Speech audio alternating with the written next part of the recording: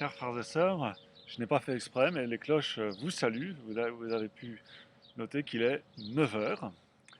Et nous sommes le dimanche de Pâques, le dimanche de la Divine Miséricorde, consacré ainsi à la miséricorde par le pape Saint Jean-Paul II, sur la demande de Sainte Faustine. Vous voyez, la sainteté s'accumule dans tout ça.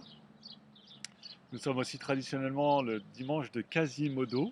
Quasimodo, c'est pas le dimanche d'un monstre de Notre-Dame de Paris, mais c'est le dimanche où le chant de l'introïte, le chant d'entrée de la messe en grégorien, commence par Quasimodo geniti infantes, comme des enfants nouveau-nés, ce qui exprime justement la confiance en Dieu. Et si le bossu de Notre-Dame s'appelle Quasimodo, c'est parce qu'il est né moi, il est né, je ne sais plus tout à fait, mais il a été retrouvé, je crois, le jour du dimanche de Quasimodo. On l'a appelé comme cela parce que c'est le nom du dimanche où on l'a trouvé, cet enfant perdu.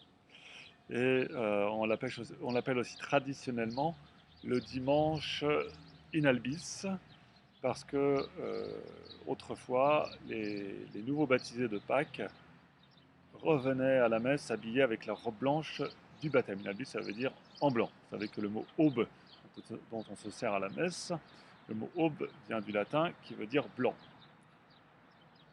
Alors aujourd'hui, nous sommes au chapitre 7 de notre réflexion sur le sacrement de l'Eucharistie. Et je vous avais annoncé hier que nous allions parler de l'action de grâce. Nous nous sommes approchés de la table du banquet sacré, où nous avons reçu le pain des anges. Sous les apparences du pain, les yeux de notre foi voient notre Seigneur Jésus-Christ, qui se donne à nous en nourriture. Comme nous le disions au chapitre 2, ceci est le plus grand cadeau que Dieu puisse nous faire, puisque non seulement il nous donne sa grâce, comme dans les autres sacrements, mais il se donne lui-même. C'est Jésus en personne qui vient nourrir nos âmes et nous assimiler à lui. Un tel don mérite bien quelques remerciements de notre part. Et là, je reprends les paroles du psalmiste, psaume 110.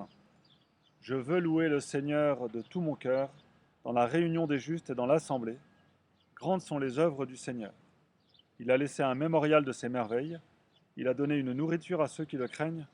Il se souvient pour toujours de son alliance. Je pense que vous pouvez noter au passage la portée eucharistique d'un tel psaume. C'est vraiment une prophétie. Alors, nous appelons action de grâce le temps de prière que nous prenons après la communion pour louer Dieu, le remercier, lui demander ce dont nous avons besoin. Faire son action de grâce est la moindre des choses, et nous ne devons pas craindre de rester quelques minutes, voire plus, dans l'église en prière, même après la fin de la messe. Saint Philippe Néri tenait beaucoup à cette pratique. Il lui semblait être un péché que de la négliger. Un jour qu'une femme qui venait de communier sortit de son église sans prendre le temps de remercier son Dieu, le saint curé lui envoya 2 enfants de chœur, portant des cierges afin de l'entourer et de la suivre partout où elle irait. La femme demanda aux enfants ce qu'ils faisaient à l'importuner ainsi.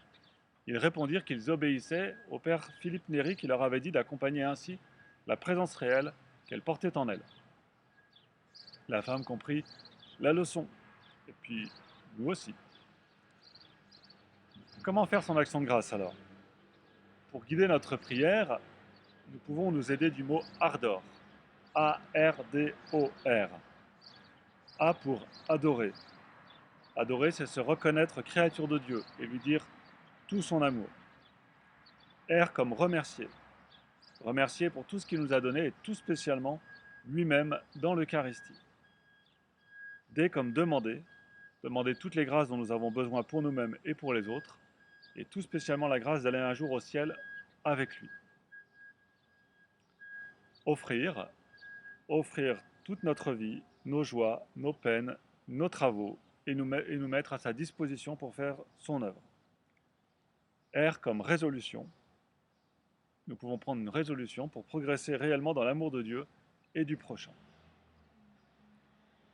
L'Église et les saints nous ont laissé aussi de très belles prières d'action de grâce. Voici un extrait de celle de saint Padre Pio. Restez avec moi, Seigneur, c'est vous seul que je cherche. Votre amour, votre grâce, votre volonté, votre cœur, votre esprit. Parce que je vous aime et ne demande pas d'autre récompense que de vous aimer davantage. D'un amour ferme, pratique, vous aimez de tout mon cœur sur la terre, pour continuer à vous aimer parfaitement pendant toute l'éternité. Amen. Voilà encore un dimanche qui passe, un dimanche sans messe, un dimanche où nous sommes privés de l'Eucharistie. Nous pouvons quand même bien sûr suivre les offices sur nos ordinateurs ou à la télévision, ce qui nous permet quand même de nous y unir de tout notre cœur. Et cela nous aide à vivre nos communions spirituelles, hein, puisqu'en assistant à la messe, en écoutant quand même la parole de Dieu, en nous unissant à la consécration qui a lieu réellement, même si c'est à distance, ça nous aide à faire une véritable communion spirituelle porteuse de grâce. Gardons courage, gardons confiance, ce n'est qu'un mauvais moment à passer, ça ira bientôt beaucoup mieux, et tout cela ne sera qu'un souvenir, j'allais dire un mauvais souvenir, mais pas que, ce sera aussi un bon souvenir par beaucoup de côtés, car nous y aurons appris beaucoup de choses. Voilà, que Dieu vous bénisse et vous garde. Je vous souhaite un bon dimanche de la miséricorde, et redisons avec Sainte Faustine, Jésus, j'ai confiance en toi. Amen.